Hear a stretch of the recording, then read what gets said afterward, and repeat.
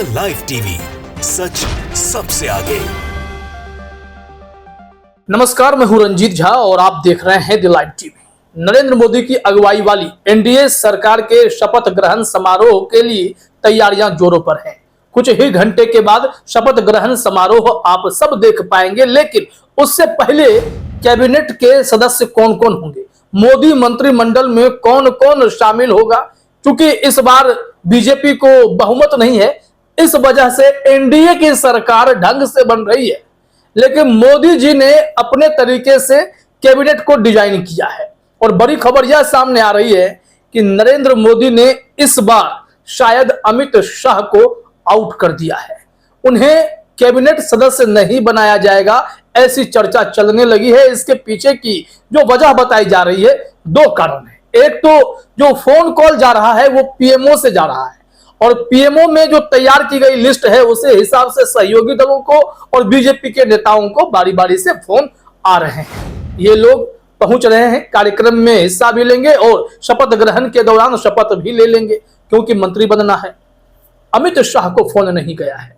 जो लिस्ट है वो लिस्ट अभी हम आपको दिखाते हैं और उसके बाद कारण भी बताएंगे कि संभावना क्या है, क्यों अमित शाह को मंत्रिमंडल का सदस्य नहीं बनाया जा रहा है। यहां जाकिर अली त्यागी ने आज तक का एक स्क्रीनशॉट शेयर किया है। जाकिर अली त्यागी ने लिखा है, वो नाम जिन्हें मंत्री बनाने के लिए फोन आया है और जिन्हें फोन नहीं आया है उनमें अमित शाह भी शामिल है। अब जरा इस लिस्ट को देखिए, कुछ नाम हम आपको दिखा रहे हैं।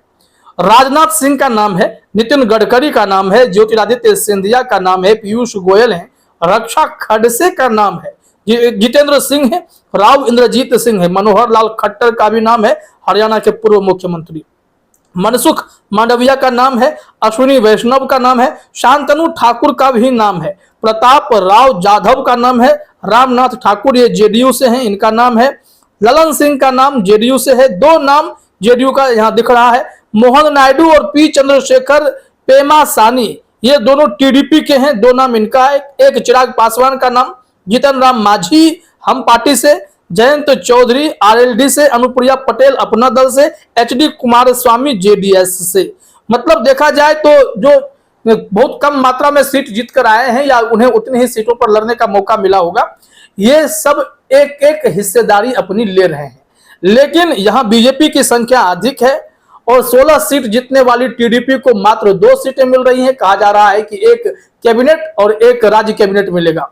लेकिन जो नीतीश कुमार हैं, जिनके ऊपर सबकी निगाहें टिकी हुई थी, उन्हें भी मात्र 2 मंत्रालय, और इन सब ने बड़े बड़े मंत्रालय की डिमांड, लोकसभा स्पीकर की डिमांड या फिर 4-4, 5-5 मंत्रालय की संख्या भी मांग रहे थे। लेकिन सबको निराशा हाथ लगी है, यहां साफ दिखाई पड़ रहा है। अब इन सब के बीच जो चौंकाने वाले नाम है वो अमित शाह के ही हैं। अमित शाह का नाम इसमें क्यों नहीं है? पीएमओ अगर फोन करेगा तो सब उनके लिए बराबर है, तो अमित शाह का भी नाम इसमें आना चाहिए था। अगर नाम नहीं है तो निश्चित तौर पर आप यहां सोच सकते हैं कि बीजेपी की प्लानिंग क्या होगी। जरा गौर कीजिएगा। अमित शाह जाने जाते हैं बीजेपी के चाणक्य के तौर पर।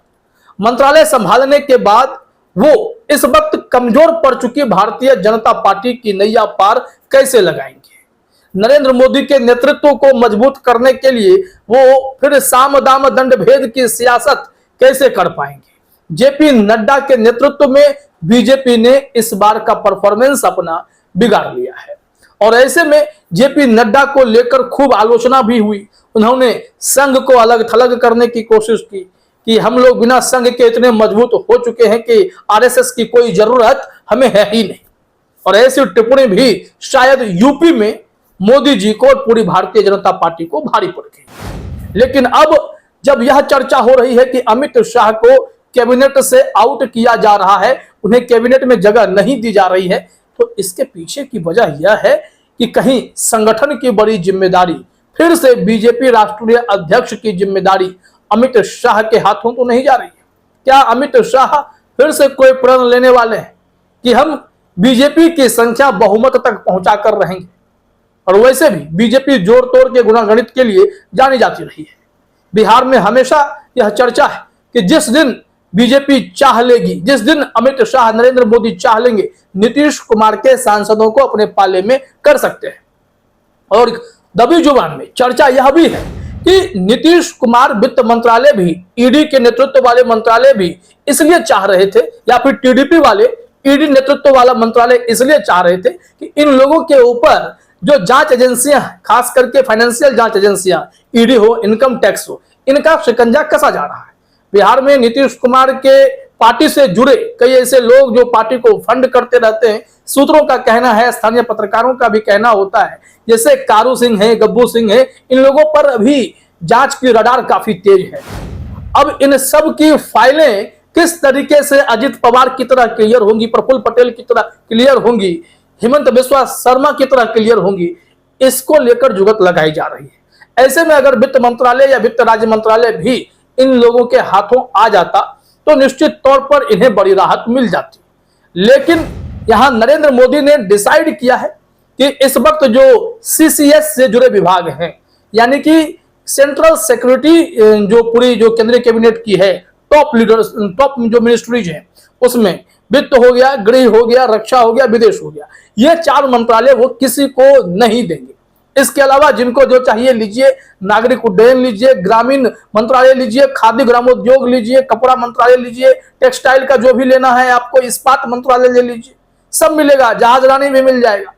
लेकिन यहां साइंस टेक्नोलॉजी वाले भी आएंगे तो उन्हें भी निराश नहीं करेंगे।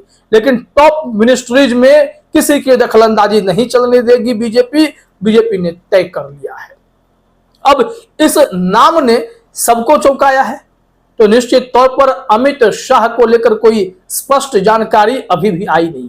सूत्रों के हवाले से यही कहा जा रहा है कि अमित शाह अगर कैबिनेट के सदस्य नहीं बनते हैं, मोदी कैबिनेट के, तो इन्हें संगठन का ही काम दिया जाएगा। हालांकि शिवराज सिंह चौहान भी मजे हुए खिलाड़ी हैं, उनके बारे में भी यही कहा गया था कि उन्हें भी काम मिलेगा, लेकिन वो काम संगठन का होगा।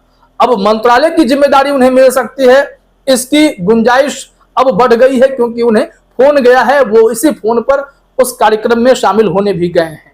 लेकिन अमित शाह को फोन नहीं जाना, ये लोगों को खटक रहा है। अब देखिए, यहां न्यूज 18 ने रिपोर्ट प्रकाशित की है कि नरेंद्र मोदी शाम 7:15 में अब शपथ ग्रहण समारोह के लिए शिरकत करेंगे। वहां पर पूरा कार्यक्रम आयोजन होगा, विदेशी मेहमान भी हैं, और कहा जा रहा है कि नरेंद्र मोदी इसी हिसाब से प्लानिंग कर रहे हैं कि आने वाला 5 साल जो है उनका किसी बिना टेंशन के कट जाए।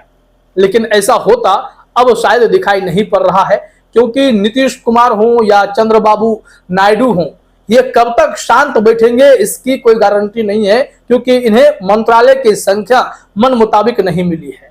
खासकर जो नीतीश कुमार का दबाव होगा अग्निवीर और यूसीसी के मुद्दे पर, वो बीजेपी को परेशान करेगा। इन सब मामलों को देखने के बाद यह साफ लगता है कि कहीं ना कहीं बीजेपी बैकफुट पर आएगी, और अमित शाह अगर इस जुगत में लगे हैं कि एनडीए से हटकर फिर से बीजेपी को बहुमत में लाना है, छोटी छोटी पार्टियों के सांसदों को तोड़कर अपने में मिला लेना है, अगर उस फॉर्मूले से चल रहे हैं तो शायद आने वाले समय में कुछ भी देखने को मिल सकता है। लेकिन यह बड़ी खबर हो गई कि अमित शाह को शायद आउट कर दिया गया है। मोदी शाह की यह जोड़ी अब आपको अलग अलग दिखाई पड़ सकती है। शाह साहब संगठन को मजबूत करते दिखाई पड़ेंगे, बीजेपी में सांसदों की संख्या बढ़ाते दिखाई पड़ सकते हैं, लेकिन अब क्या शाह की जगह शिवराज सिंह चौहान जिम्मेवारी संभालेंगे, नजर बनाए रखने की बात होगी। तो चलिए इंतजार करते हैं, बस कुछ ही घंटे की तो बात है, सारी स्थिति स्पष्ट हो जाएगी। फिलहाल इस वीडियो में इतना ही। आप सभी का हमसे जुड़ने के लिए बहुत बहुत धन्यवाद। द लाइव टीवी, सच सबसे आगे।